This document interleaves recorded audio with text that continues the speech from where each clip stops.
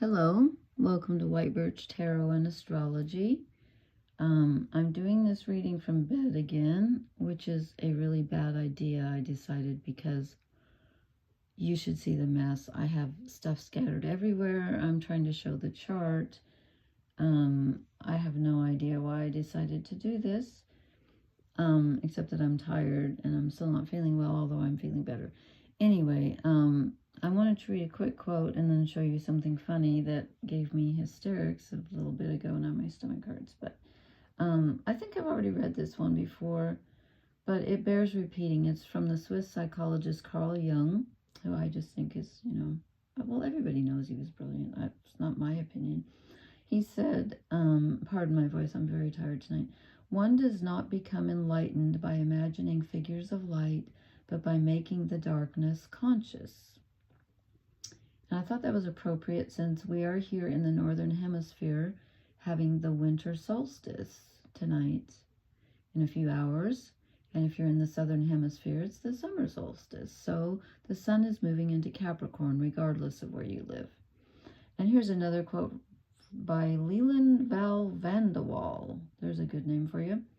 I may have read this one before too. The degree to which a person can grow is directly proportional to the amount of truth he can accept about himself without running away. I think that's true. I think they're both true. Okay, so I'm going to try to talk a little bit, just briefly, about the astrology. I'm sorry, I missed some dates. On the 18th and 19th, we had some stuff. On the 18th, the sun was square Jupiter, which can cause some confusion, and it's good for creativity and things like that, but it's not great for facing reality and getting things straight. So there may have been a little wrinkle there. I don't know if you had some confusion. And then the next day, yesterday on the 19th, Venus was trine Jupiter, which is a very positive aspect in love and money and expansion and stuff. But, Jupiter's been retrograde in Gemini, and I think that's messing things up. It certainly is messing up my brain. So where's my pen now? Okay. So tonight, I'm doing this. It's actually, what day is this? Oh, goodness. Is this the 20th or the 21st? This is the 21st. Yeah. Because it's just, it's like 5 minutes into the 21st. It's 5 minutes past midnight where I'm at. So it's really, to me, it's the night of the 20th. But it's like the 21st just started. So the solstice, I think, becomes exact at 4:30 a.m. in New York. So based on that, you can tell where it would be for you. But we have some interesting aspects right as the sun is moving into Capricorn. So again, it moves in like 4:30 a.m. Eastern Standard Time. But at that time, I printed this out for 4:30 a.m. At that time, I know you can't see this whole thing because this is ridiculous. This is on my knees, and I'm just like, this is stupid of me. Anyway, the moon is in Virgo. I didn't write down the degrees, but it's exact. I can read it there. It's 13 degrees Virgo. So the moon on the right when the sun goes into Capricorn here, the moon is exactly opposite Saturn, which is really interesting because Saturn rules Capricorn. The moon is our emotional self, our emotional bodies, and to an extent our intuition, and it's opposite the planet that rules reality and time and the earth and karma in a sense. And no, it is karma. It is not in a sense, it is karma.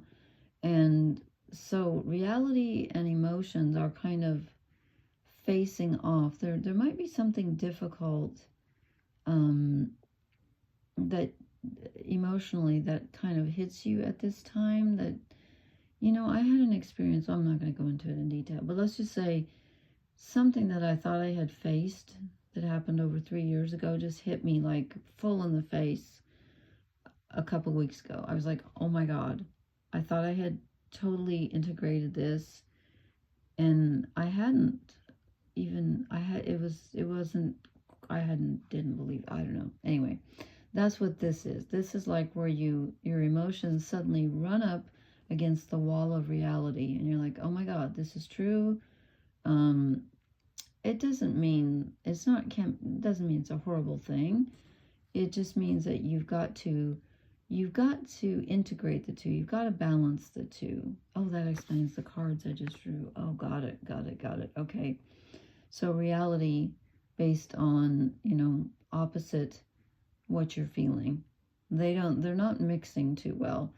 And the moon is in Virgo, which is an earth sign, mutable earth, and it wants, it wants things to be right, and all the ducks in a row, and all the T's crossed and the I's dotted. And Saturn's in Pisces, where he doesn't like to be because it's the ocean ruled by Neptune, who is still in Pisces at 27 degrees and is now direct. So we have Chiron is still retrograde until the 30th of December, then it goes direct. That's supposed to be a D. And Neptune's now direct. Let's see. Saturn's direct. So we have Mars retrograde, Jupiter retrograde, Uranus, Chiron. So anyway. So the stars of the show tonight are, of course, the sun moving into Capricorn. The sea goat, reality, but an intuitive kind of reality, ruled by Saturn, and Saturn opposite the moon here. Those are the main things I wanted to show you. And there's a good aspect between Venus and Jupiter, but again, Jupiter's retrograde, so the past comes into it. And when Jupiter's in Gemini retrograde, we re-examine our thoughts and our beliefs, and it's basically opposite. It's like there's like a 6-degree difference, but it's basically opposite Mercury in Sag, which is Mercury's our mind and what we think about. Sagittarius rules our belief systems. It's ruled by Jupiter. So it's kind of a re-examining of what you believe, like spiritually, or whatever framework you use, your belief system. You're kind of re-examining things. Like, what do I really think? And it's about choices too. And let's see. And you can't see. Well, I can't see this but there I can. And Pluto and Mars are basically opposite. There's only a 4-degree difference. 4 degrees Leo for Mars, 0 degrees Aquarius for Pluto. When Mars and Pluto are opposite, there's a very tense aspect. They both are rulers of Scorpio. And so it's can be kind of an explosive, dark energy a bit. And they become exactly opposite on April 27th of 2025. And the next exact opposition of Mercury and Jupiter, if anybody's interested, is on the 26th or 27th of January. Okay, that's all I'm going to focus on the astrology tonight, because I've got such a mess here. I mean, yes, we're advertising enzymes here tonight. No, oh, there, my toes are sticking. I have to show you something funny, though. I recently had hysterical laughter, which did not do my stomach any good. Although it felt pretty good to laugh. But I mailed my sister a birthday card in November. She never got it. And so I thought I would try to draw it. I can't draw. And it was a picture of a dog. If anybody knows what a black Labrador retriever is, it was on the front of the card. So this is my rendition of a black lab. And when I saw it, I just, it doesn't have any legs. That's like horrible. It kind of looks like the devil or something. That's just, I wrote the card for her because she didn't get it. So I told her not to eat before she looks at it. I'm going to mail it with her Christmas present. But anyway, I got to move this now. I got a new deck of cards. I'm not sure how I feel about them. They are called Luna. I'll show you the box. Luna Lapin, which I believe is French for rabbit. There's rabbits on all of them. I love rabbits. And they're not quite as cute as I thought they were going to be, but they're interesting. So So we get a new deck tonight. Never used them before. I mixed them all up. And it's really interesting because we got 4 major arcana and 2 threes. And I have been dreaming for the past week and a half, almost every single night. One night there were 4 groups of 3 things. I'm like, what is it with the threes? So I don't know. And I think tonight the cards go like this rather than a cross. I did not do the cross of truth. So, I will start, and I drew some shadow cards too. I'll try to keep this not up. I need to hurry up here. I'm already at 10 minutes. Okay, we start off with temperance, which is balancing. And this, I think this reading is reflecting the moon opposite Saturn. I wanted to do it for the sun going into Capricorn, and it is. But I think there's this really interesting. Temperance rules Sagittarius, and of course the sun is just leaving Sagittarius as it moves into Capricorn. So there's a very definite need to balance, and I'm feeling very strongly about the past and the future. And we can only work with the present, but we've got to consider the past and the future. He's got one leg on the land and one in the water. These are kind of cute. They're just, I don't know. I haven't made up my mind yet. So we're talking about balance here, and past and present. And then it was on top of the death card. I guess, oh, that's a rabbit in there. Well, duh, he's got ears. Skull. I didn't really examine these close enough. There's another rabbit. These kind of remind me of the gummy cards that Gemma uses, if anybody watches her. Is the sun going down or coming up? I think it's coming up because death is always rebirth and transformation, and death. I mean, clearly. And I mean, if this isn't Saturn, Father Time with the sickle, I don't know what is. So something needs to be let go of, and something is being transformed. And transformation is never easy, and I don't think it's ever painless. At least not for me. My sun is in Capricorn. I find transformation painful, and I think most of us do, but we are all undergoing a transformation right now, because I just think the whole world is. So we're trying to balance, trying to make this as easy as possible, as painless as possible, but transformation is never 100% painless, but we are going through a transformation. Now, then here, excuse me, then we get the 2-3 cards. Both of the 3 cards. That sounds funny, 2-3. We get the 3 of Wands. That rabbit has like a very bad case of muddy back or vitiligo or something. Is that what it's called? Oh, well, never mind. That skin condition. Anyway, it doesn't matter. Okay, 3 of Wands, prospecting. Where am I going to go next? This is a time of looking forward and wondering, you know, where do I go? And Capricorn is a season of doing things, accomplishing things. It's cardinal Earth, and again, ruled by Saturn. And I just forgot what I was going to... Oh, the solstice. The solstice means the sun standing still. So in the northern hemisphere, this is the longest day... No, sorry, excuse me. The longest night and the shortest day. In the southern hemisphere, it's the other way around. So what I think to myself when it's the solstice, I say to myself, tomorrow we gain a minute of light. Thank God.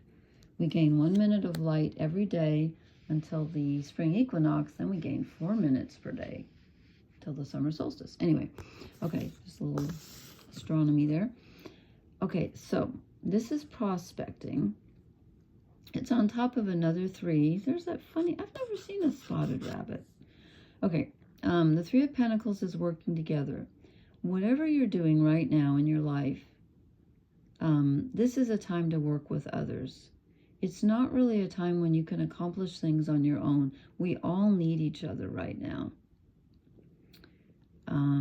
That's quite clear. So this is a group project. So whatever you're working on, and you probably will be working on something, make sure that you have people that can help you, and ask for help if no one offers. Just go ahead and ask. I know I need a lot of help right now, and I've been asking. Okay, then this row, we get more balancing energy. I drew the Lovers. So we have one, like I said, 1, 2, 3, 4 major arcana. And I shuffled these. I threw them all over the place because it was a new deck. I shuffled and shuffled and shuffled. And the Lovers is also kind of a balancing act because we have the feminine and the masculine. Why is there a volcano in the background? I don't know. I do not know. But at least we have a winged rabbit on top like an angel on a sunrise. So it's positive, but it's rather explosive. I'm not quite sure. And I don't think it's fair that she gets the snake and the apples, because that reminds me of the Adam and Eve story, which I don't care for, because the snake was the goddess's symbol because it sheds its skin. So it's rebirth also. And then, you know, it got turned into something evil, and it's not. So, this is the choice. This is making choices. It's also, I feel like tonight it's less about making choices, although we are looking ahead about where we want to go next. But I think it's more, again, about balancing the masculine and feminine energy within us.